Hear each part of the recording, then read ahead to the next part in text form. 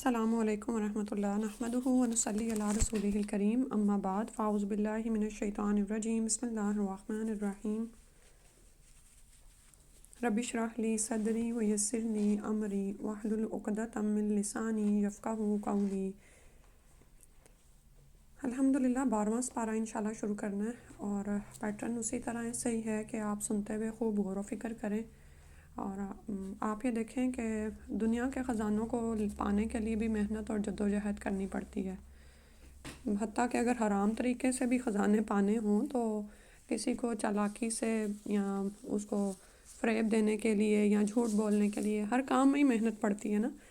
تو قرآن جو دنیا کا اعلیٰ ترین خزانہ ہے اور ہمیں ہمارے الہ کی خبر دیتا ہے، اللہ سبحانہ و تعالیٰ کی خبر دیتا ہے، تو اس خزانے سے پوری طرح مستفید ہونے کے لیے بھی محنت کرنی پڑے گی۔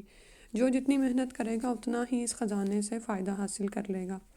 اور پھر یہ کہ نہ صرف یہ خزانہ آخرت میں کام آنے والا ہے بلکہ دنیا میں بھی انسان کو بلند درجات عطا فرماتا ہے، اس کو دل کا سکون عطا فرماتا ہے، اور وہ حلاوت اور مٹھاس جو یعنی کسی اور دنیا کی مادی چیز سے حاصل نہیں ہو سکتی، وہ اس کلام الہی سے حاصل ہوتی ہے۔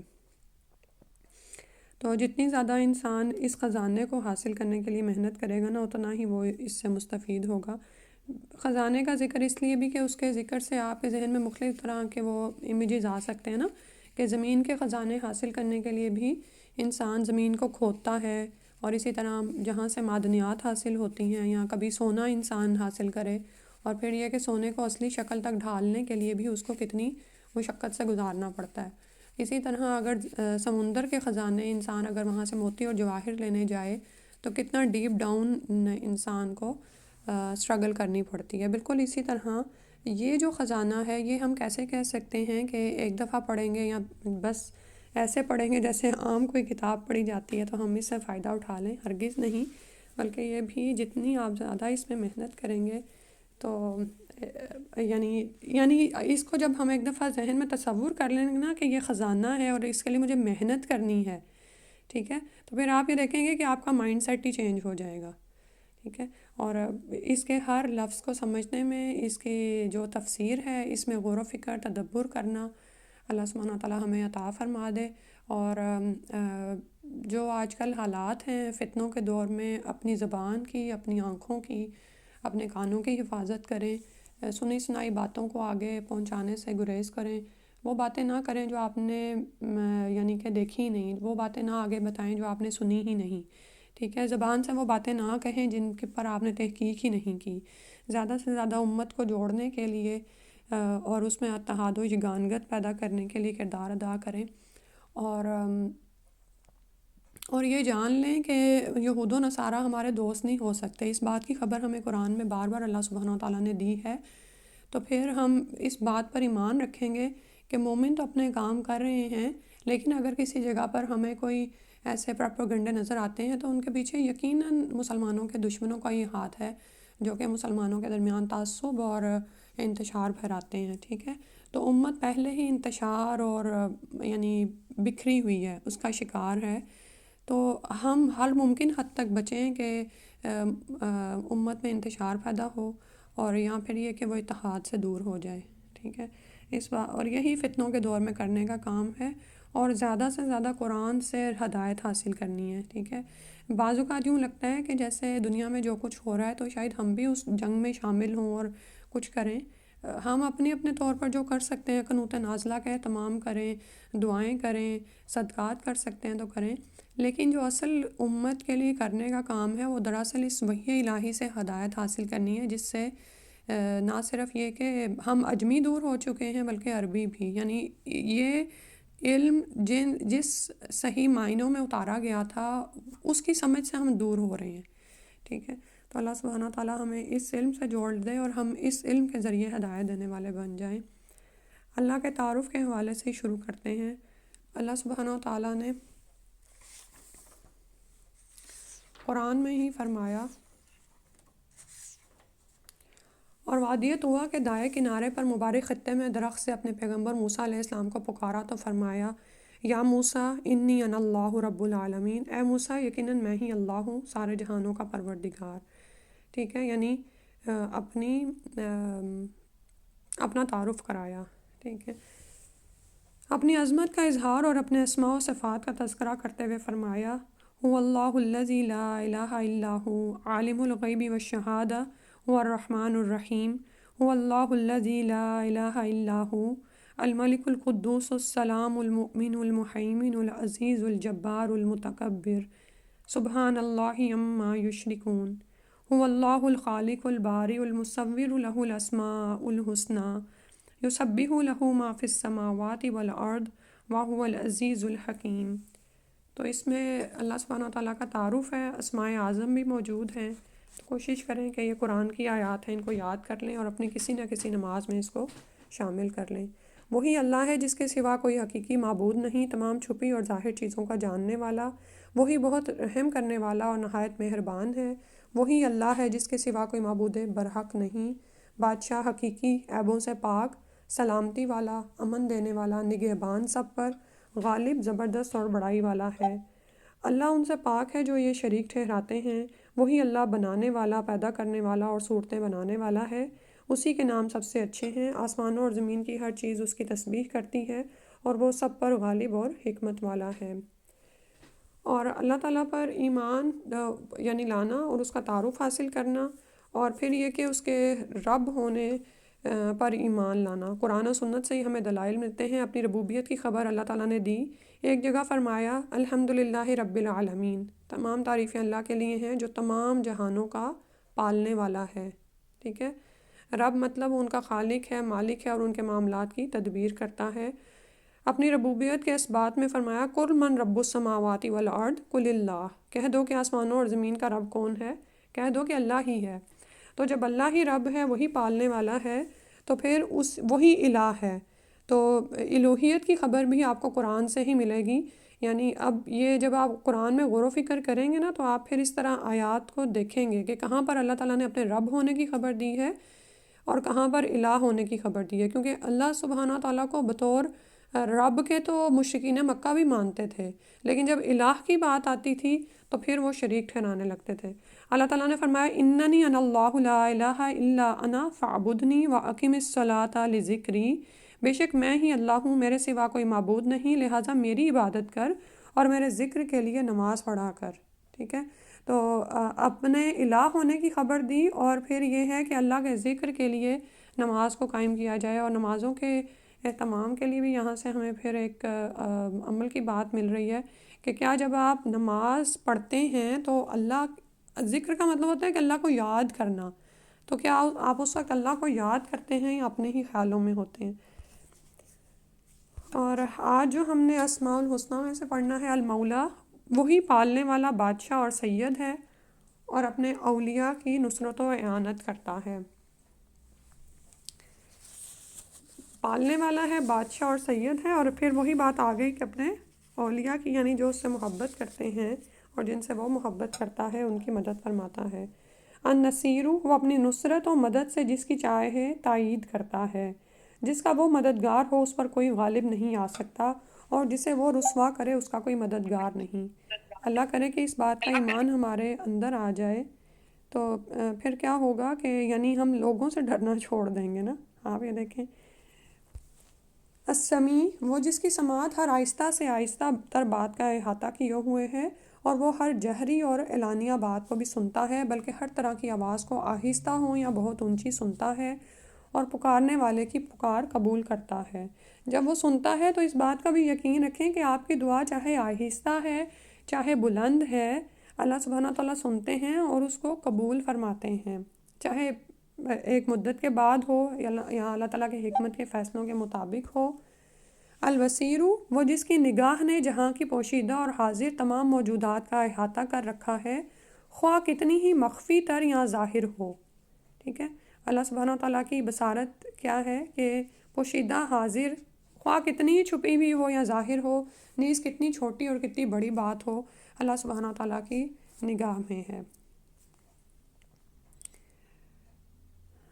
اچھا، قرآن کا آغاز کرنے سے پہلے آج ہم یہ حدیث پڑھتے ہیں۔ رسول اللہ صلی اللہ علیہ وسلم نے فرمایا لا حسد الا فی اثنتین، رجل آتاہ اللہ القرآن فہو یتلوہ آناء اللیل و آناء النہار ورجل آتاہ اللہ مالا فہو ینفقہ آناء اللیل و آناء النہار۔ صرف دو آدمیوں پر رشک کرنا چاہیے، ایک وہ جسے اللہ تعالیٰ نے قرآن کا علم دیا ہے، وہ دن رات اسے پڑھتا ہے، اور دوسرا وہ جسے اللہ تعالیٰ نے مال عطا کیا ہے، وہ اسے دن رات اللہ کی راہ میں لٹاتا ہے۔ تو میری بہنوں، ہم بطور خواتین یہ دیکھیں کہ ہم دنیا میں کیا کر رہی ہیں، ٹھیک ہے، کیونکہ ابھی جیسے بات ہوئی کہ اگر امت انتشار کا شکار ہے اور اس کی وحدانیت پارا پارا ہو چکی ہے اور مسلمان دشمنوں کے ہاتھوں اتنے ذلیل و خوار ہو رہے ہیں، اللہ تعالیٰ شہیدوں کی شہادتیں قبول فرما لے، اللہ تعالیٰ مجاہدین کی خاص نصرت فرما دیں۔ تو آپ یہ دیکھیں کہ دوسری طرف ہم اپنا کردار دیکھیں، وہ لوگ جو امن و امان میں ہیں اور نعمتوں میں ڈوبے ہوئے ہیں، کہ ہماری زندگی کا معاملہ یہ تو نہیں کہ ہم کسی کو سوٹ پہنا ہوا دیکھتے ہیں تو ہم کہتے ہیں ایسا ہی میرے پاس ہو، ایسی ہی جولری میرے پاس ہو۔ اللہ تعالیٰ نے رسول صلی اللہ علیہ وسلم فرما رہے ہیں کہ دو اشخاص میں حسد کر سکتے ہو، ایک وہ شخص جسے اللہ نے قرآن دیا ہو اور اس کو رات دن پڑھتا ہے، اور دوسرا وہ جس کو اللہ نے مال دیا ہو تو اس کو خرچ کرتا ہے رات کی گھڑیوں میں اور دن کی گھڑیوں میں۔ اللہ سبحانہ تعالیٰ ہمارے طرز عمل کو بدل دیں اور ہمیں اپنے دین پر قائم کر دیں، کیونکہ ہم عورتوں کے ہاتھوں میں ہی نسلوں کی حفاظت کا ذمہ ہے، ٹھیک ہے۔ خال خال ہی کوئی ہمارے پاس مسلم لیڈرز ہیں اور وہ بھی شہید ہوتے چلے جا رہے ہیں، تو ہم اللہ تعالیٰ سے دعا کرتے ہیں کہ ہمیں وہ ایسا بنا دیں کہ ہمارے ہاتھوں میں نسلیں پروان چڑھیں جو کہ مستقبل کے بہترین لیڈرز ہوں، اور ہم لیڈرز بنانے والیاں ہوں، لیڈرز پیدا کرنے والیاں ہوں۔ آمین یا رب العالمین۔ سورہ ہود سے انشاءاللہ آغاز کرنا ہے، تلاوت سنتے ہیں تھوڑی سی۔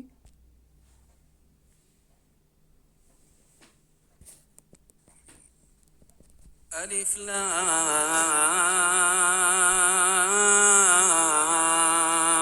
را کتاب احکمت آیاته ثم فصلت من لدن حکیم خبیر ألا تعبدوا إلا الله إنني لكم منه نذير وبشير وأن استغفروا ربكم ثم توبوا إليه يمتعكم متاعا حسنا إلى أجل مسمى ويؤتي كل ذي فضل فضله وإن تولوا فإني أخاف عليكم عذاب يوم كبير۔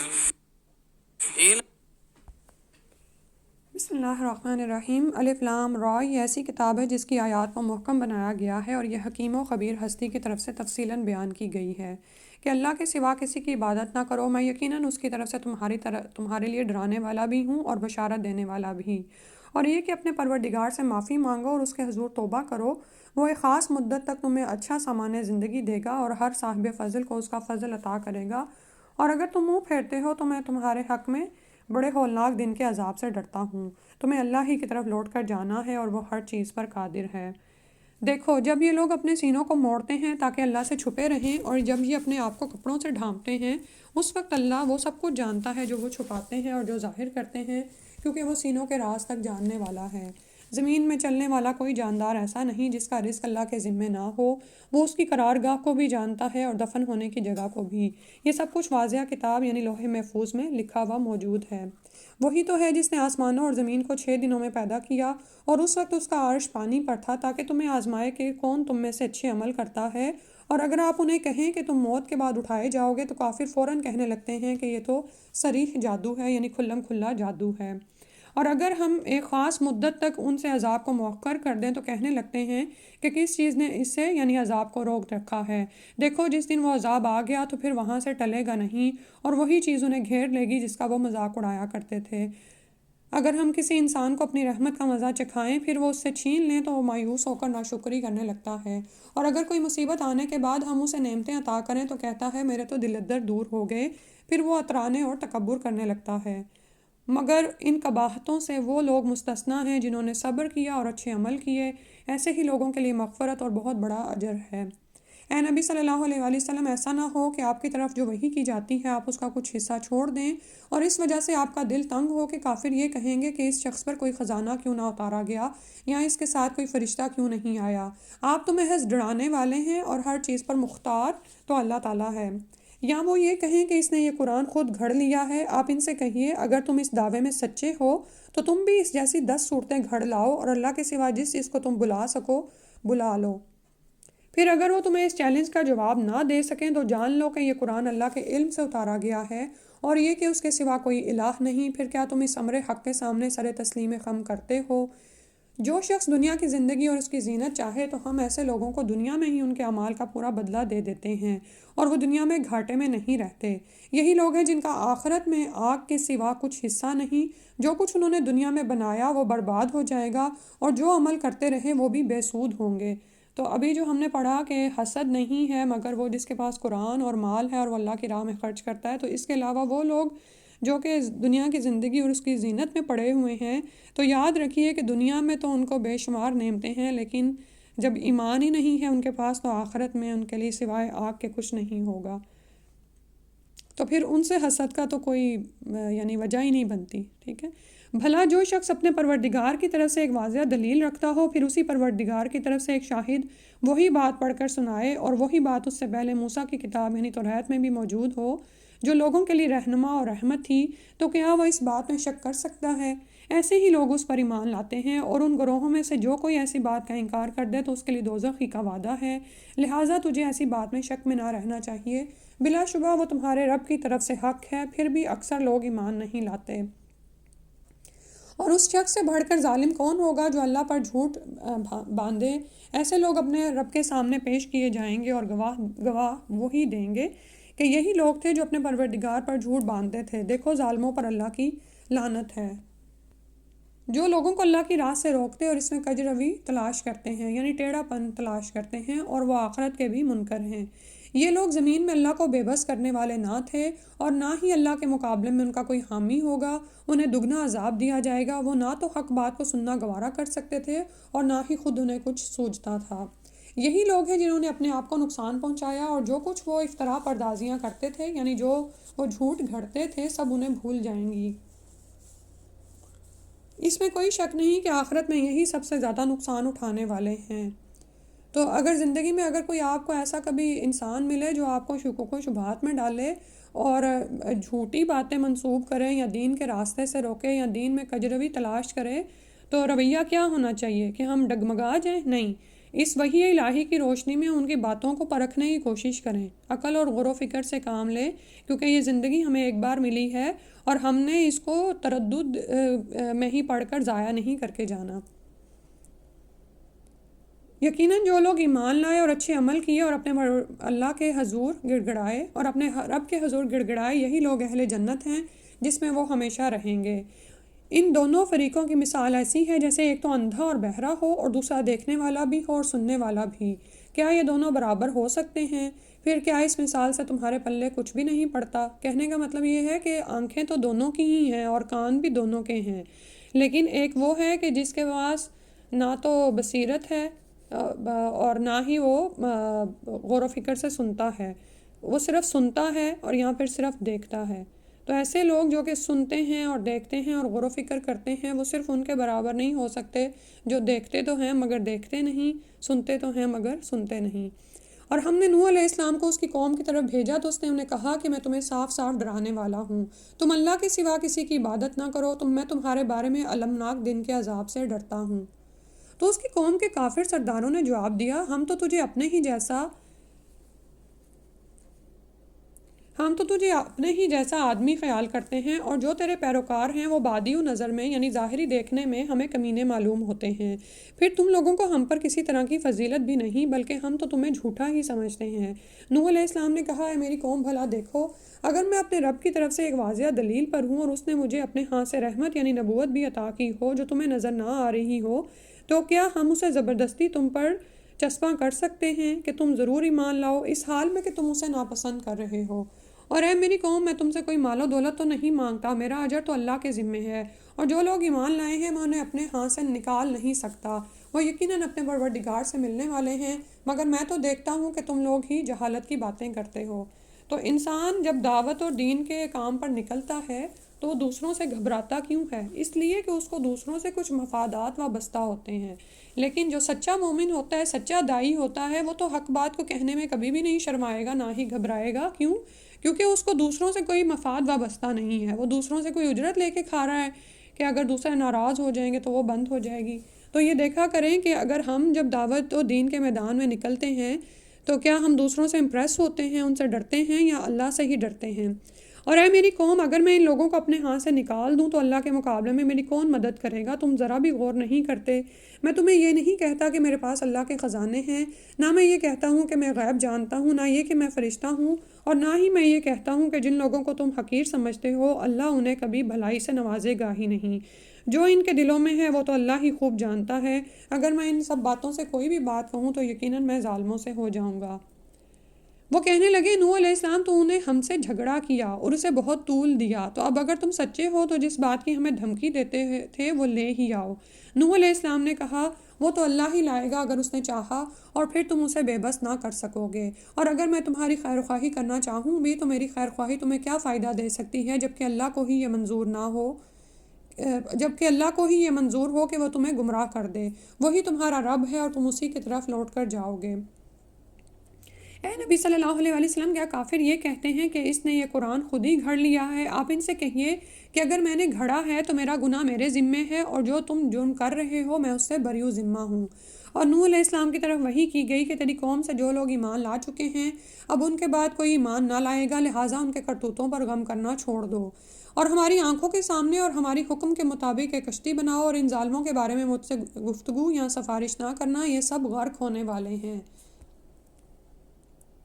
نوح علیہ السلام نے کشتی بنانا شروع کی تو جب بھی اس کی قوم کے سردار وہاں سے گزرتے تو اس کا تمسخر اڑاتے۔ نوح علیہ السلام نے کہا، اگر آج تم ہمارا تمسخر اڑاتے ہو تو ہم بھی ایک دن تمہارا ایسے ہی تمسخر اڑائیں گے، یعنی مذاق بنائیں گے۔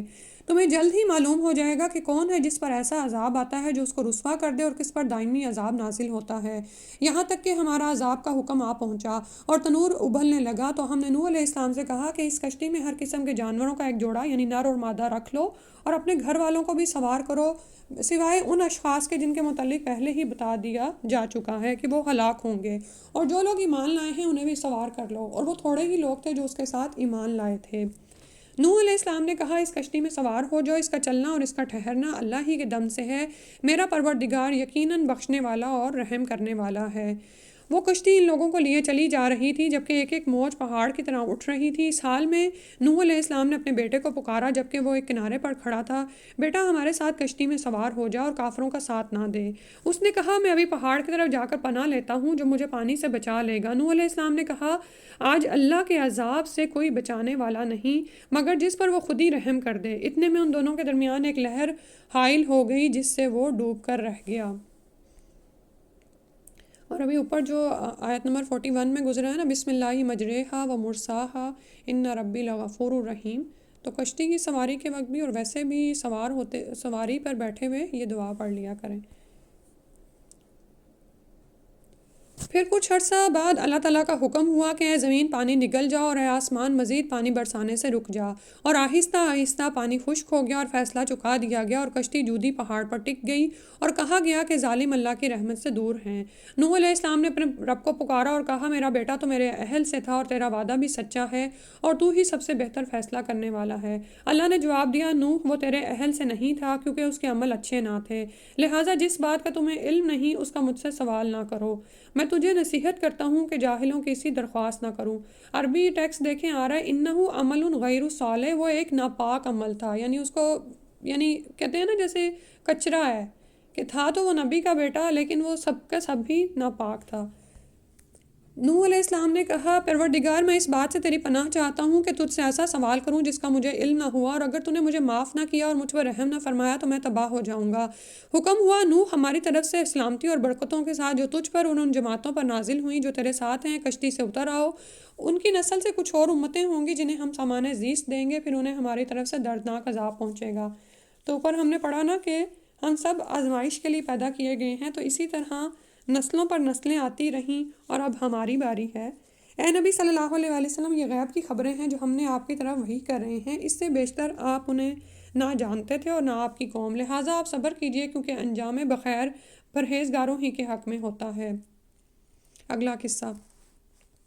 اور عاد کی طرف ہم نے ان کے بھائی ہود علیہ السلام کو بھیجا، اس نے کہا، اے میری قوم، اللہ ہی کی عبادت کرو جس کے سوا تمہارا کوئی الہ نہیں، تم تو محض جھوٹ گھڑ رکھے ہیں۔ اے قوم، میں تم سے کوئی صلہ نہیں مانگتا، میرا صلہ تو اس کے ذمہ ہے جس نے مجھے پیدا کیا ہے، کیا تم سوچتے نہیں؟ اور آپ یہ دیکھیں کہ جب انسان کو دوسرے سے کوئی طلب نہیں نہ ہوتی اور وہ صرف اللہ کے سامنے جھکتا ہے، اسی سے مانگتا ہے، حقیقتاً اس بات پر عمل پیرا ہوتا ہے کہ ایاک نعبد و ایاک نستعین، تو پھر ہی وہ اتنی جرت سے حق کا پیغام عام کر سکتا ہے۔ تو اس چیز کو ہم نے اپنے اندر دیکھنا ہے۔ یا قومی لا اسألکم علیہ اجرا ان اجری الا علی الذی فطرنی افلا تعقلون۔ اور اے قوم، اپنے پروردگار سے معافی مانگو، پھر اسی کے آگے توبہ کرو، وہ تم پر موسلا دھار بارش برسائے گا اور تمہاری موجودہ قوت میں مزید اضافہ کرے گا، تم مجرموں کی طرح منہ نہ پھیرو۔ وہ کہنے لگے، ہود، تو ہمارے پاس کوئی صریح معجزہ تو لایا نہیں، اور محض تیری باتوں سے ہم اپنے معبودوں کو چھوڑ نہیں سکتے اور نہ ہی تجھ پر ایمان لا سکتے ہیں۔ ہم تو بس یہ کہتے ہیں کہ ہمارے معبودوں میں سے کسی نے تجھے کوئی تکلیف پہنچا دی ہے۔ ہود علیہ السلام نے جواب دیا، میں اللہ کو گواہ بناتا ہوں اور تم بھی گواہ رہو کہ جو کچھ تم شرک کر رہے ہو میں اس سے بیزار ہوں۔ اللہ کو چھوڑ کر باقی تم سب مل کر میرے خلاف جو تدبیر کر سکتے ہو کرو اور مجھے مہلت بھی نہ دو۔ میں نے تو اللہ پر بھروسہ کیا ہے جو میرا بھی پروردگار ہے اور تمہارا بھی، کوئی جاندار ایسا نہیں جس کی چوٹی وہ پکڑے ہوئے نہ ہو، میرا رب تو یقیناً سیدھی راہ پر ہے۔ تو اگر توکل کو بڑھانا ہو نا تو اس آیت کا بار بار ورد کیا کریں، انی توکلت علی اللہ ربی و ربکم ما من دابۃ الا هو آخذ بناصیتها ان ربی علی صراط مستقیم۔ کیونکہ عام طور پر ہم عورتوں کے ساتھ معاملہ کیا ہوتا ہے کہ ہم اپنے جو ضروریات کے لیے کبھی خامند کی طرف دیکھتی ہیں، کبھی شوہر کی طرف دیکھتی ہیں، یہ صرف اسباب ہیں، اصل رب پالنے والا تو اللہ ہی ہے۔ ٹھیک ہے، آپ یہ دیکھیں کہ صحابہ کرام تو سواری پر ہوتے اور تسمہ نیچے گر جاتا یا کوڑا نیچے گرتا تو کسی کو کہتے نہیں تھے۔ تو اپنی زندگی میں دیکھیں کہ کیا ہم ایسے تو نہیں ہیں کہ بار بار سوال کرنے کے عادی ہیں یا بار بار کام دوسرے کو کہہ رہے ہوتے ہیں۔ پھر اگر تم اعراض کرو تو میں جو پیغام تمہیں پہنچانے کے لیے بھیجا گیا تھا تمہیں پہنچا چکا۔ اب میرا پروردگار تمہارے علاوہ دوسروں کو تمہارا جانشین بنائے گا اور تم اس کا کچھ بھی بگاڑ نہ سکو گے۔ میرا رب یقیناً ہر چیز پر نگران ہے۔ پھر جب ہمارا حکم عذاب آ گیا تو ہم نے ہود کو اور جو لوگ اس کے ساتھ ایمان لائے تھے انہیں اپنی مرضی سے نجات دی اور سخت عذاب سے انہیں بچا لیا۔ اور یہ قومیں عاد کی اجڑی ہوئی بستیاں ہیں، ان لوگوں نے اپنے رب کی آیات کا انکار کیا اور اللہ کے رسولوں کی نافرمانی کی اور ہر جابر سرکش کے طریقے کی پیروی کرتے رہے۔ آخر اس دنیا میں لعنت اس کے پیچھے لگی رہی اور قیامت کے دن بھی لگی رہے گی۔ دیکھو، قوم عاد نے اپنے رب کا انکار کیا، دیکھو یہ عاد کے لوگ دھتکار دیے گئے جو ہود کی قوم تھے۔ تو غور و فکر پر ابھارا جا رہا ہے، ان کی کہانیاں پڑھو، ان کے قصے پڑھو، ان سے عبرت حاصل کرو۔ اور اوپر جو نوح علیہ السلام کا قصہ گزرا، آپ یہ دیکھیں کہ کشتی جو ہے جودی پہاڑ پر، اور وہ آج بھی عبرت کے لیے لوگوں کو مل گئی ہے۔ اور سمود کی طرف ہم نے ان کے بھائی صالح علیہ السلام کو بھیجا، اس نے کہا، اے میری قوم، اللہ ہی کی عبادت کرو جس کے سوا تمہارا کوئی معبود نہیں۔ اس نے تمہیں زمین سے پیدا کیا اور اس میں آباد کیا، لہٰذا اسی سے بخشش مانگو اور اسی کی طرف رجوع کرو، بلا شبہ میرا رب قریب ہے، ہر ایک کی دعا قبول کرنے والا ہے۔ تو جب اللہ تعالیٰ کے بارے میں وسوسہ آئے کہ اللہ تعالیٰ دعا نہیں سنتے تو بار بار پڑھیں، ان ربی قریب مجیب، ان ربی قریب مجیب، ان ربی قریب مجیب۔ وہ کہنے لگے، صالح، اس سے پہلے تو ہماری امیدوں کا سہارا تھا، کیا تو ہمیں ان معبودوں کی عبادت کرنے سے روکتا ہے جنہیں ہمارے آباء و اجداد پوجتے رہے، اور جس بات کی تو دعوت دیتا ہے اس میں ہمیں ایسا شک ہے جس نے ہمیں بے چین کر رکھا ہے۔ صالح علیہ السلام نے جواب دیا، میری قوم، بھلا دیکھو، اگر میں اپنے پروردگار کی طرف سے ایک واضح دلیل پر ہوں اور اس نے مجھے اپنی رحمت یعنی نبوت سے بھی نوازا ہو، پھر میں اس کی نافرمانی کروں تو اللہ کے مقابلے میں کون میری مدد کرے گا؟ تم تو میرے نقصان ہی میں اضافہ کر رہے ہو۔ اور اے میری قوم، یہ اللہ کی اونٹنی ہے جو تمہارے لیے ایک معجزہ ہے، اسے اللہ کی زمین میں چرنے دو اور اس سے کوئی تکلیف نہ پہنچاؤ ورنہ تمہیں بہت بڑا عذاب آئے گا۔ مگر انہوں نے اس کی کونچیں کاٹ کر مار ڈالا۔ تو صالح علیہ السلام نے کہا، اچھا، اب صرف 3 دن اپنے گھروں میں مزے کر لو، یہ ایسا وعدہ ہے جو کبھی جھوٹا نہیں ہو سکتا۔ حکم کا فیصلہ ہو چکا تھا، یہ جو 3 دن ان کو دیے گئے یہ ان کے لیے مزید مصیبت کا ہی باعث بنے، کیونکہ آپ یہ دیکھیں کہ جب آپ کو بتا دیا جائے کہ عذاب آنے والا ہے تو پھر انسان کی حالت کیا ہوتی ہے۔ یہ 3 دن یہ نہیں تھے کہ ان کو ڈھیل دی جا رہی تھی کہ شاید وہ مہلت دی جا رہی تھی کہ شاید وہ توبہ کر لیں۔ پھر جب ہمارے عذاب کا حکم آ گیا تو ہم نے صالح علیہ السلام کو اور ان لوگوں کو جو اس کے ساتھ ایمان لائے تھے اپنی رحمت سے عذاب اور اس دن کی رسوائی سے بچا لیا۔ بلا شبہ آپ کا پروردگار طاقتور اور غالب ہے، اور جن لوگوں نے ظلم کیا تھا انہیں ایک دھماکے نے آ پکڑا جس سے وہ اپنے گھروں میں اوندھے منہ پڑے رہ گئے، جیسے وہ وہاں کبھی آباد ہی نہ ہوئے تھے۔ دیکھو سمود نے اپنے پروردگار کا انکار کیا، دیکھو یہ سمود بھی دھتکار دیے گئے۔ اگلا قصہ، اور بلا شبہ ہمارے رسول یعنی فرشتے ابراہیم علیہ السلام کے پاس خوشخبری لے کر آئے تو ابراہیم علیہ السلام کو سلام کیا، انہوں نے سلام کا جواب دیا، اور تھوڑی ہی دیر گزری تھی کہ وہ مہمانی کے طور پر ایک بھنا ہوا بچڑا لے آئے۔ مہمان نوازی، جو شخص اللہ اور آخرت کے دن پر ایمان رکھتا ہے اس کو چاہیے کہ اپنے مہمان کی تکریم کرے۔ پھر جب دیکھا کہ ان مہمانوں کے ہاتھ کھانے کی طرف نہیں بڑھتے تو انہیں مشتبہ سمجھا اور دل میں خوف محسوس کرنے لگے۔ یہ صورتحال دیکھ کر وہ کہنے لگے، ڈرو نہیں، ہم لوط علیہ السلام کی قوم کی طرف بھیجے گئے ہیں۔ اور ابراہیم علیہ السلام کی بیوی جو پاس کھڑی تھی ہنس دی تو ہم نے اسے اسحاق کی خوشخبری دی اور اسحاق کے بعد یعقوب کی بھی۔ سبحان اللہ، بڑھاپے میں وہ بولی، اے ہے کیا میں بچہ جنوں گی جبکہ میں خود بھی بڑھیا ہوں اور یہ میرا خامن بھی بوڑھا ہے؟ یہ تو بڑی عجیب بات ہوگی۔ وہ کہنے لگے، کیا تم اللہ کے حکم سے تعجب کرتی ہو اے اہل بیت یعنی نبوت کے گھر والوں؟ تم پر اللہ کی رحمت اور برکتیں ہوں، بلا شبہ وہ قابل تعریف اور بڑی شان والا ہے۔ پھر جب ابراہیم علیہ السلام سے خوف دور ہو گیا اور اسے خوشخبری مل گئی تو وہ قوم لوط کے بارے میں ہم سے جھگڑنے لگے۔ بلا شبہ ابراہیم علیہ السلام بڑے بردبار، نرم دل اور رجوع کرنے والے تھے۔ فرشتوں نے کہا، ابراہیم علیہ السلام اس قصے کو چھوڑو، اب تو تمہارے پروردگار کا حکم آ چکا، اب انہیں عذاب آ کے رہے گا جو ٹل نہیں سکتا۔ پھر جب ہمارے فرشتے لوط علیہ السلام کے پاس آئے تو انہیں ان کا آنا ناگوار محسوس ہوا اور دل گھٹ گیا اور کہنے لگے، یہ تو مصیبت کا دن ہے۔ اور اس کی قوم کے لوگ دوڑتے ہوئے ان کے ہاں آ گئے، وہ پہلے سے ہی بدکاری کیا کرتے تھے۔ لوط علیہ السلام نے انہیں کہا، اے میری قوم، یہ میری بیٹیاں ہیں جو تمہارے لیے پاکیزہ تر ہیں، لہٰذا اللہ سے ڈرو اور مجھے میرے مہمانوں میں رسوا نہ کرو۔ کیا تم میں کوئی بھی بھلا مانس آدمی نہیں؟ وہ کہنے لگے، تم یہ تو جانتے ہو کہ تمہاری بیٹیوں سے ہمیں کوئی دلچسپی نہیں، اور یہ بھی جانتے ہو کہ ہم کیا چاہتے ہیں۔ اللہ رحم کرے، یعنی فطری نظام سے ہٹے ہوئے تھے اور اس میں ان کو کوئی شرمندگی بھی نہیں تھی۔ لوط علیہ السلام نے کہا، کاش میں تمہارا مقابلہ کر سکتا یا کسی مضبوط سہارے کی طرف پناہ لے سکتا۔ فرشتے کہنے لگے، لوط، ہم تیرے پروردگار کے بھیجے ہوئے فرشتے ہیں، یہ لوگ تمہارا کچھ نہ بگاڑ سکیں گے، تو کچھ حصہ رات گزار لے تو اپنے گھر والوں کو لے کر اس بستی سے نکل جاؤ اور تم سے کوئی بھی مڑ کر نہ دیکھے، البتہ تمہاری بیوی پر وہی کچھ گزرنا ہے جو ان پر گزرے گا۔ ان پر عذاب کے لیے صبح کا وقت مقرر ہے اور صبح ہونے میں اب دیر ہی کتنی ہے۔ پھر جب ہمارا حکم آ گیا تو ہم نے اس بستی کے اوپر کے حصہ کو نچلا حصہ بنا دیا، پھر ان پر کھنگر کی قسم کے تہ بتہ پتھر برسائے جو تیرے پروردگار کے ہاں سے نشان زدہ تھے۔ تو لوط علیہ السلام کی بستیوں پر سب سے زیادہ عذاب آئے تھے، مختلف طرح کے عذاب آئے تھے، ٹھیک ہے۔ بستی اوپر لے جا کر نیچے پھینکی گئی۔ ایک روایت میں آتا ہے کہ فرشتوں نے اس بستی کے کتوں کے بھونکنے کی آوازیں سنی، یعنی یہ جب یہ آسمانوں تک لے جائی گئی اور پھر جب اوپر سے نیچے ماری گئی تو بہت پستی گہرائی میں چلی گئی اور اس کے اوپر پانی آ گیا جو آپ جانتے ہیں کہ اتنا گندا پانی ہے کہ اس میں کوئی بھی جاندار زندہ نہیں رہ سکتا۔ اور پھر یہ کہ اللہ تعالیٰ کی غیظ و غضب کی انتہا ہے کہ اس کے بعد بھی ان پر نشان زدہ پتھر بھی مارے گئے، یعنی کہ دشمنوں یعنی جو مجرمین ہیں ان کے نام کے مطابق۔ اور یہ خطہ ان ظالموں سے کچھ بھی دور نہیں۔ اور مدین کی طرف ہم نے ان کے بھائی شعیب علیہ السلام کو بھیجا، انہوں نے کہا، اے میری قوم، اللہ ہی کی عبادت کرو جس کے سوا کوئی الہ نہیں، اور ناپ اور تول میں کمی نہ کیا کرو، میں تمہیں خوشحال دیکھ رہا ہوں اور مجھے ڈر ہے کہ تم پر ایسا عذاب آئے گا جو تمہیں ہر طرف سے گھیرے گا۔ اور اے قوم، ناپ اور تول کو انصاف کے ساتھ پورا کیا کرو اور لوگوں کو ان کی اشیاء کم نہ دیا کرو اور زمین میں فساد نہ پھیلاتے پھرو، تمہارے لیے اللہ کی دی ہوئی بچت ہی بہتر ہے اگر تم مومن ہو، اور میں تم پر کوئی محافظ تو نہیں۔ وہ کہنے لگے، شعیب علیہ السلام، کیا تمہاری نماز تمہیں یہی سکھاتی ہے کہ ہم ان معبودوں کو چھوڑ دیں جنہیں ہمارے آباء و اجداد پوجتے آئے ہیں، یا جیسے ہم چاہتے ہیں اپنے اموال میں تصرف کرنا چھوڑ دیں؟ تم تو بڑے بردبار اور بھلے مانس آدمی تھے۔ تو بعض اوقات ایسا ہوتا ہے کہ اگر آپ کسی کو تلقین کریں تو آپ کو آپ کی زندگی سے ہی تانے دیتا ہے، اور بعض اوقات آپ کی نماز کو بھی تانا بنا لیا جاتا ہے۔ شعیب علیہ السلام نے کہا اے میری قوم بھلا دیکھو، اگر میں اپنے پروردگار کی طرف سے ایک واضح دلیل پر ہوں اور مجھے اللہ نے اچھا رزق بھی عطا کیا ہو تو میں کیسے تمہارا ساتھ دے سکتا ہوں؟ میں نہیں چاہتا کہ جس بات سے میں تمہیں منع کرتا ہوں خود ہی اس کی خلاف ورزی کرنے لگوں۔ میں تو جہاں تک ہو سکے اصلاح ہی چاہتا ہوں، اور مجھے توفیق نصیب ہونا تو اللہ ہی کے فضل سے ہے۔ میں اسی پر بھروسہ کرتا ہوں اور اسی کی طرف رجوع کرتا ہوں۔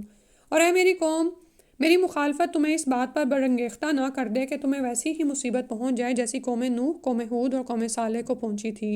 اور قوم لوط کا علاقہ تو تم سے کچھ دور بھی نہیں۔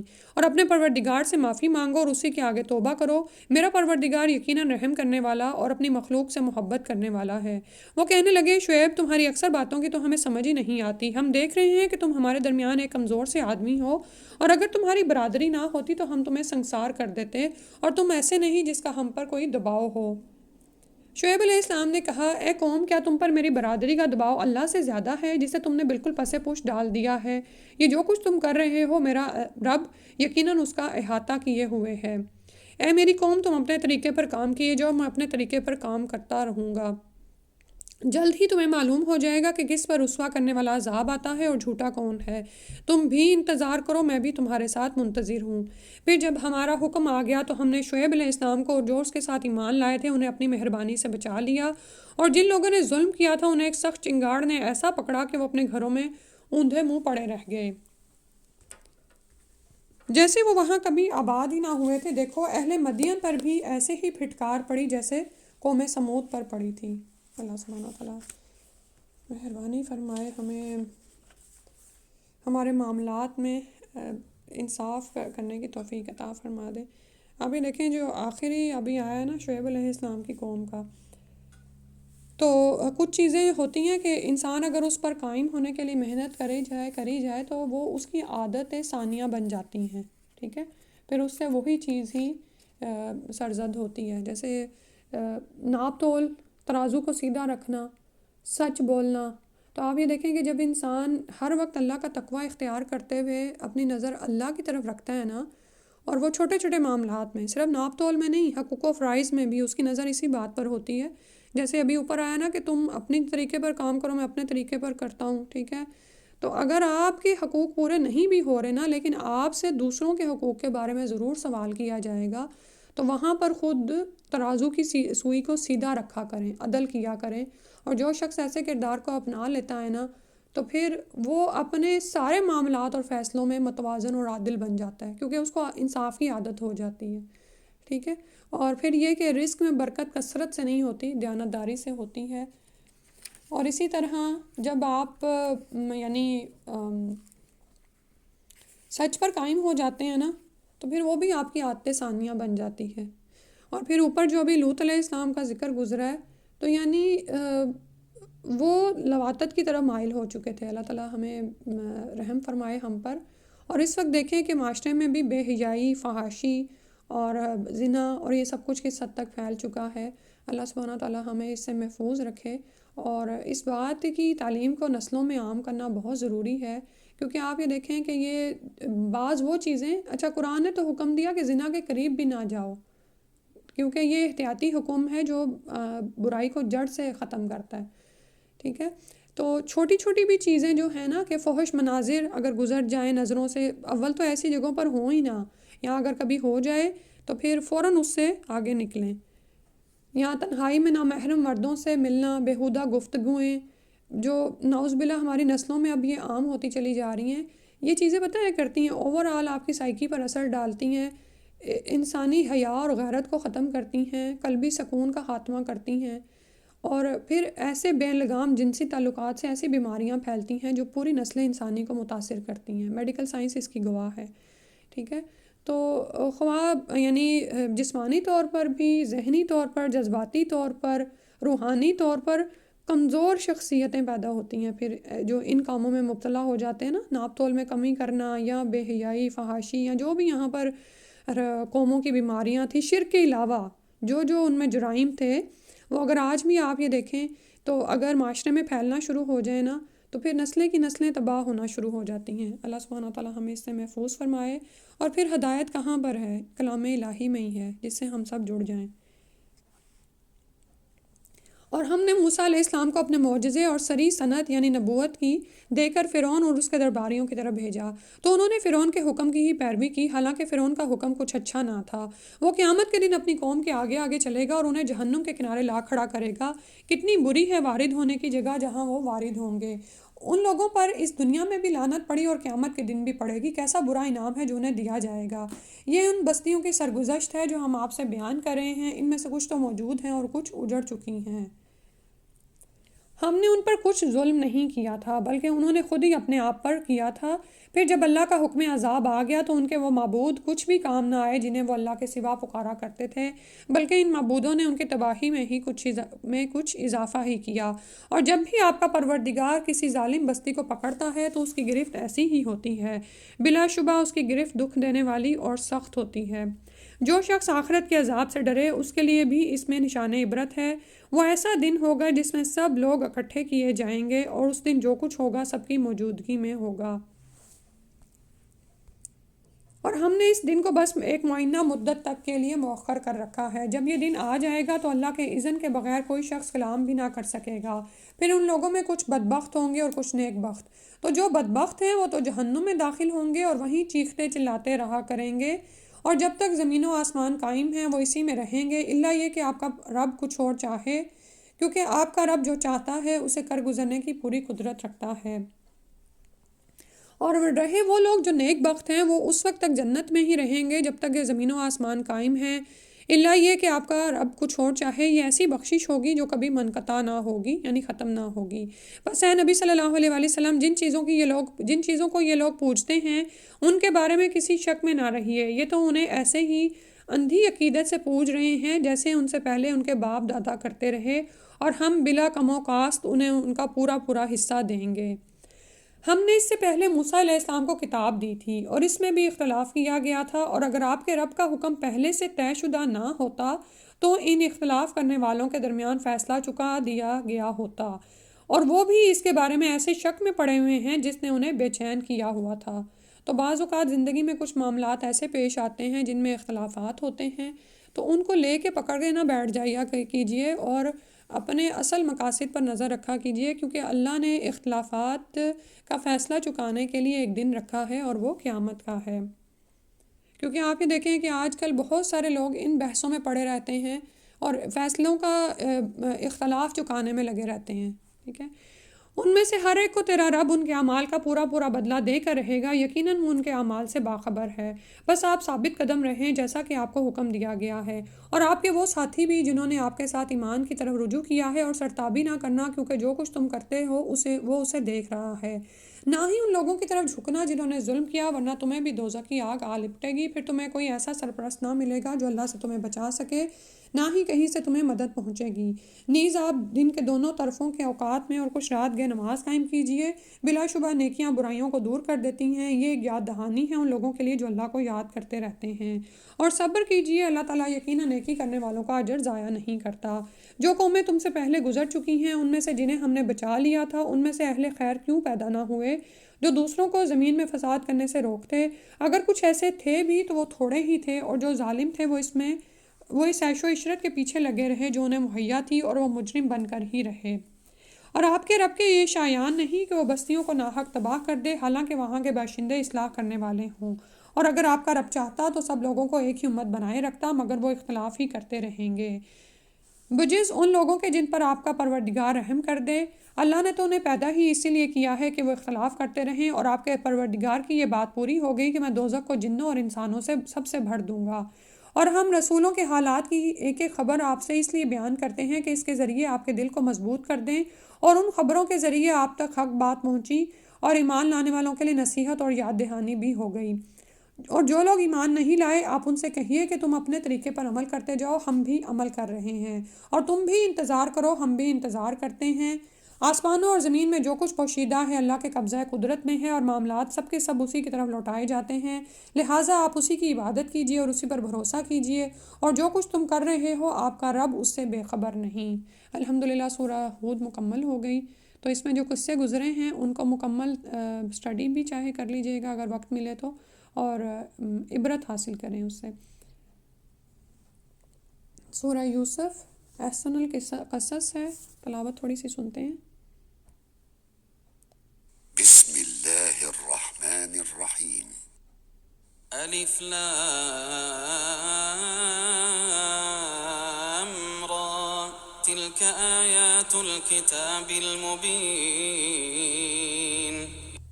إنا أنزلناه قرآنا عربيا لعلكم تعقلون نحن نقص عليك أحسن القصص بما أوحينا إليك هذا القرآن وإن كنت من قبله لمن الغافلين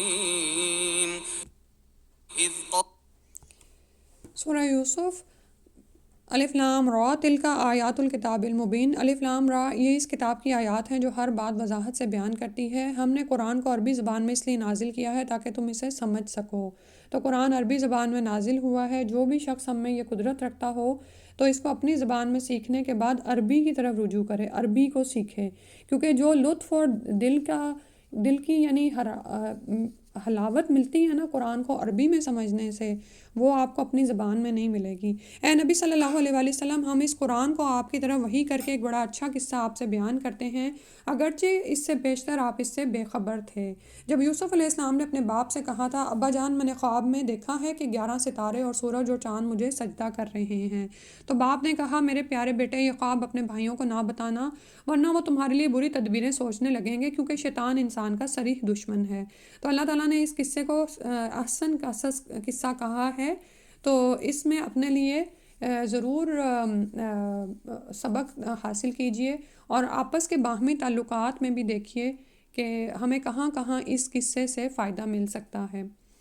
اس طرح اس خواب کے مطابق تمہارا رب تجھے دین کے لیے منتخب کرے گا، تمہیں باتوں کا انجام سکھائے گا اور تم پر اور آل یعقوب پر اپنی نعمت اسی طرح پوری کرے گا جیسے وہ اس سے پہلے تمہارے 2 باپوں یعنی ابراہیم اور اسحاق علیہ السلام پر پوری کر چکا ہے۔ بلا شبہ تمہارا رب سب کچھ جاننے والا اور حکمت والا ہے۔ حقیقت یہ ہے کہ یوسف اور اس کے بھائیوں کے قصے میں پوچھنے والوں کے لیے بہت سے نشان عبرت ہیں، یعنی بہت سی نشانیاں ہیں جس سے وہ سبق حاصل کریں۔ جب یوسف علیہ السلام کے بھائیوں نے آپس میں کہا، یوسف اور اس کا بھائی ہمارے باپ کو ہم سے زیادہ محبوب ہیں، حالانکہ ہم ایک طاقتور جماعت ہیں، ہمارا باپ تو صریح بھول میں ہے۔ اب ان کا آپ کردار اور ان کی زبان کیسے اپنے باپ کے لیے بولتی ہے اس کو نوٹس کرتے جائیں۔ لہٰذا یا تو یوسف کو مار ڈالو یا اسے کہیں دور پھینک دو، اس طرح تمہارا باپ تمہاری ہی طرف متوجہ رہے گا، پھر اس کے بعد تم نیک لوگ بن جانا۔ ان میں سے ایک نے کہا، یوسف کو مارو نہیں، بلکہ اگر تمہیں کچھ کرنا ہی ہے تو اسے کسی گمنام سے کنویں میں پھینک دو، کوئی آتا جاتا قافلہ اسے اٹھا لے جائے گا۔ اس تجویز کے بعد وہ اپنے باپ سے کہنے لگے، کیا بات ہے کہ آپ یوسف کے بارے میں ہم پر اعتبار نہیں کرتے، حالانکہ ہم اس کے خیر خواہ ہیں؟ کل اسے ہمارے ساتھ بھیج دیجئے تاکہ وہ جنگل کے پھل کھائے اور کھیل سے دل بہلائے، اور ہم اس کی حفاظت کرتے رہیں گے۔ یعقوب علیہ السلام نے کہا، اگر تم اسے لے جاؤ تو ایک تو مجھے اس کی جدائی کا رنج ہوگا، دوسرے میں اس بات سے بھی ڈرتا ہوں کہ تم اس سے بے خبر ہو جاؤ تو اسے کوئی بھیڑیا نہ کھا جائے۔ وہ کہنے لگے، ہم ایک طاقتور جماعت ہیں، اگر ہمارے ہوتے ہوئے اسے بھیڑیا کھا جائے گا تو ہم تو بڑے نقصان میں پڑ گئے۔ چنانچہ جب وہ یوسف علیہ السلام کو لے گئے اور اس بات پر اتفاق کر لیا کہ اسے کسی گمنام کنویں میں ڈال دیں، اس وقت ہم نے یوسف علیہ السلام کو وحی کی کہ ایک وقت آئے گا جب تم اپنے بھائیوں کو ان کی یہ حرکت جتلاؤ گے، اس حال میں کہ وہ تمہارے متعلق کچھ نہ جانتے ہوں گے۔ اور وہ رات کو روتے پیٹتے اپنے باپ کے پاس آئے، کہنے لگے، ہم دوڑ کے مقابلے میں ایک دوسرے سے آگے بڑھتے گئے اور یوسف کو ہم نے اپنے سامان کے پاس چھوڑ دیا تھا، اتنے میں ایک بھیڑیا آیا اور اسے کھا گیا، اور آپ تو ہماری بات پر یقین نہیں کریں گے خواہ ہم سچے ہی ہوں۔ اور وہ یوسف علیہ السلام کی قمیص پر جھوٹ موٹ کا خون بھی لگا کر لائے۔ یعقوب علیہ السلام نے کہا، بات یوں نہیں، بلکہ تم لوگوں نے ایک بری بات کو بنا سنوار لیا ہے، خیر اب صبر ہی بہتر ہے، اور جو کچھ تم بیان کرتے ہو اس کے متعلق اللہ سے ہی مدد چاہتا ہوں۔ تو جب اپنے ہی آپ کے لیے ایسا کوئی دھوکے کا سامان کریں تو پھر کیا صبر ہی کرنا پڑتا ہے۔ پھر ایک قافلہ آیا جس نے اپنے پانی لانے والے کو پانی کی تلاش میں بھیجا، اس نے اس کنویں میں اپنا ڈول لٹکایا تو بول اٹھا، بڑی خوشی کی بات ہے، یہاں تو ایک لڑکا ہے، چنانچہ انہوں نے اسے بکاؤ مال سمجھ کر چھپا لیا، اور جو کچھ وہ کر رہے تھے اللہ اسے خوب جانتا تھا۔ چنانچہ انہوں نے یوسف علیہ السلام کو چند درہموں کے عوض حقیر سی قیمت میں بیچ ڈالا، اور اس کے بارے میں انہیں اس سے زیادہ کچھ دلچسپی بھی نہ تھی۔ آپ یہ دیکھیں کہ نبی جو ہے وہ کیسے سستے داموں ایک بازار میں بک رہا ہے، اور مصر کے جس شخص نے اسے خریدا تھا اس نے اپنی بیوی سے کہا اسے عزت سے رکھو، امید ہے کہ یہ نفع دے گا یا ہو سکتا ہے کہ ہم اسے اپنا بیٹا ہی بنا لیں۔ اس طرح ہم نے یوسف کو اس سرزمین میں قدم جمانے کا موقع فراہم کر دیا۔ غرض یہ تھی کہ ہم اسے باتوں کی تعویل سکھا دیں، اور اللہ اپنے حکم یعنی نافذ کرنے پر غالب ہے، لیکن اکثر لوگ یہ بات جانتے نہیں۔ تو ہیرے کی پہچان جوہری کو ہی ہوتی ہے، اور جب یوسف اپنی جوانی کو پہنچے تو ہم نے انہیں حکمت اور علم عطا فرمایا، اور ہم نیک لوگوں کو ایسے ہی جزا دیتے ہیں۔ اور جس عورت کے گھر میں وہ رہتے تھے اس نے یوسف علیہ السلام کو اپنی طرف ورغلانا چاہا، اس نے دروازے بند کر لیے اور یوسف علیہ السلام سے کہنے لگی جلدی آ جاؤ۔ یوسف علیہ السلام نے کہا اللہ کی پناہ، میرے پروردگار نے تو مجھے بہت اچھی منزلت بخشی، اور میں یہ کام کروں؟ ظالم لوگ یقیناً فلاح نہیں پاتے۔ چنانچہ اس عورت نے یوسف کا قصد کیا، اور وہ بھی اس عورت کا قصد کر لیتے اگر اپنے رب کی برہان نہ دیکھ لیتے۔ اس طرح ہم نے انہیں اس بے حیائی اور برائی سے بچا لیا، کیونکہ وہ ہمارے مخلص بندوں میں سے تھے، چنے ہوئے لوگوں میں سے تھے۔ پھر وہ دونوں دروازے کی طرف لپکے، اور اس عورت نے یوسف کو پیچھے سے کھینچ کر ان کی قمیص پھاڑ ڈالی۔ دروازہ کھلا تو انہوں نے عورت کے خامند کو دروازے کے پاس کھڑا پایا، تب وہ اسے کہنے لگی جو شخص تیری بیوی سے برا ارادہ رکھتا ہو اس کا بدلہ اس کے سوا کیا ہو سکتا ہے کہ یا تو اسے قید کر دیا جائے یا اسے دردناک سزا دی جائے۔ یوسف علیہ السلام نے کہا بات یوں نہیں، بلکہ اس نے مجھے اپنی طرف ورغلانا چاہا تھا، اور اس کے خاندان میں سے ایک گواہ نے قرائن کی بنا پر شہادت دیتے ہوئے کہا اگر یوسف علیہ السلام کی قمیض آگے سے پھٹی تو عورت سچی اور یوسف جھوٹا ہے، اور اگر اس کی قمیض پیچھے سے پھٹی ہے تو عورت جھوٹی ہے اور یوسف سچا ہے، یعنی قرینے کی شہادت مانگی گئی۔ پھر جب عورت کے خامد عزیز مصر نے یوسف علیہ السلام کی قمیض دیکھی تو پیچھے سے پھٹی تھی، یہ دیکھ کر وہ اپنی بیوی سے کہنے لگا یہ تو تم عورتوں کا ایک چلتر ہے، واقعی تمہارے چلتر بڑے خطرناک ہوتے ہیں۔ پھر یوسف سے کہا اس بات کو جانے دو، اور اپنی بیوی سے کہا تو اپنے گناہ کی معافی مانگ، بلا شبہ تو ہی خطا کار ہے۔ اور شہر کی عورتیں آپس میں چرچا کرنے لگیں کہ عزیز مصر کی بیوی یعنی زلیخا اپنے نوجوان غلام کو اپنی طرف ورغلانا چاہتی ہے، اور اس کی محبت اس کے دل میں گھر کر چکی ہے، ہم تو اسے واضح طور پر گمراہی محبت میں مبتلا دیکھ رہی ہیں۔ جب اس نے ان کی مکارانہ باتیں سنی تو انہیں بلاوا بھیج دیا اور ان کے لیے ایک تکیہ دار مجلس ضیافت تیار کی، اور ہر عورت کے سامنے ایک ایک چھری رکھ دی، اور یوسف علیہ السلام سے کہا کہ تم ان کے سامنے نکل آؤ۔ جب ان عورتوں نے انہیں دیکھا تو حسن میں فائق تر سمجھا، اور پھل کاٹتے کاٹتے اپنے ہاتھ کاٹ ڈالے، اور بے ساختہ بول اٹھیں کہ یہ انسان نہیں، یہ تو کوئی بزرگ فرشتہ ہے۔ زلیخا کہنے لگی یہ ہے وہ شخص جس کے بارے میں تم نے مجھے ملامت کی تھی، یعنی اس نے اپنی بے حیائی کا ایک جواز فراہم کیا، نعوذ باللہ۔ بے شک میں نے ہی اسے اپنی طرف مائل کرنے کی کوشش کی تھی مگر وہ بچ نکلا، اور اگر اب بھی اس نے میرا کہنا نہ مانا تو اسے قید کر دیا جائے گا اور ذلیل ہو جائے گا۔ یوسف علیہ السلام نے کہا اے میرے رب، جس چیز کی طرف یہ مجھے بلا رہی ہیں اس سے تو مجھے قید ہی زیادہ پسند ہے، اور اگر تو نے ان کے مکر کو مجھ سے دور نہ رکھا تو میں ان کی طرف جھک جاؤں گا اور جاہلوں سے ہو جاؤں گا۔ تو جب ایمان کی حلاوت انسان کے اندر آ جاتی ہے نا تو پھر وہ تنہائی سے بھی نہیں گھبراتا اور جیل سے بھی نہیں گھبراتا۔ چنانچہ اس کے پروردگار نے یوسف علیہ السلام کی دعا قبول کر لی اور عورتوں کے مکر کو یوسف سے دور رکھا، بے شک وہ سب کچھ سننے والا جاننے والا ہے۔ یوسف علیہ السلام کی بریت اور عورتوں کی بدعتواری کے کئی دلائل مل جانے کے بعد بھی ان لوگوں نے یہی مناسب سمجھا کہ یوسف علیہ السلام کچھ مدت کے لیے قید میں ڈال دیا جائے، یعنی پورا معاشرہ ہی برائی میں ملوث تھا اور اس پر ایک دوسرے کا مددگار بھی تھا۔